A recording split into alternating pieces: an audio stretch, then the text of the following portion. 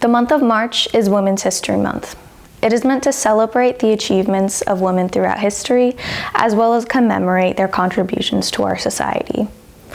This national celebration brings to light the achievements of a gender that makes up half of our planet's population, but is so often mistreated and undervalued. It is a month to remember all the years women fought to obtain the rights we have today, and a reminder to continue fighting to keep them.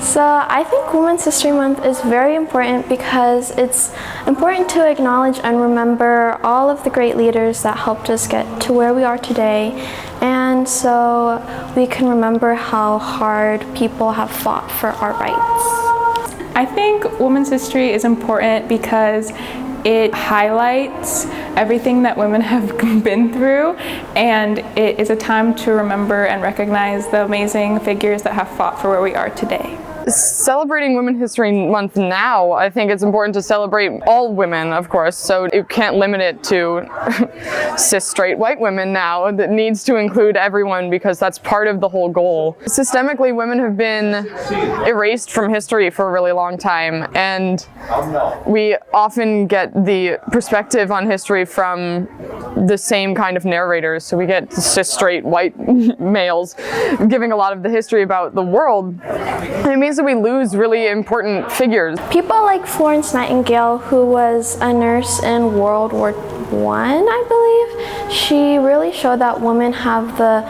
capability to become nurses and have professions that help out during a war. All women that fought for rights and stuff, but to name a few, Rosa Parks and Susan B. Anthony, who are very inspiring. It's taking a lot of women stepping up to tell stories of past women that have been lost for hundreds of years. And I think as our community is getting stronger and more accepting, more people are starting to tell the stories that have been erased for the past centuries. And I think it needs to come from more than just women. Women are incredibly strong and we can fight for ourselves, but at a certain point, half the population can't ignore it.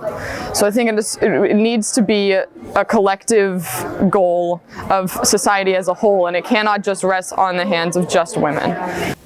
Reporting for Scott Scoop News, I'm Alana Wacker.